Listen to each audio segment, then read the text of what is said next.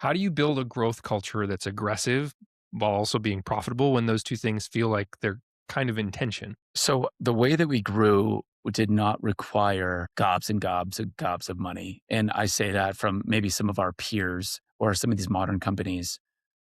Listen, could we have raised $1 billion and built our brand much bigger sooner? Absolutely. I think we just had a much more, I don't know, disciplined approach to that. Frankly, would our brand be that much bigger had we done that?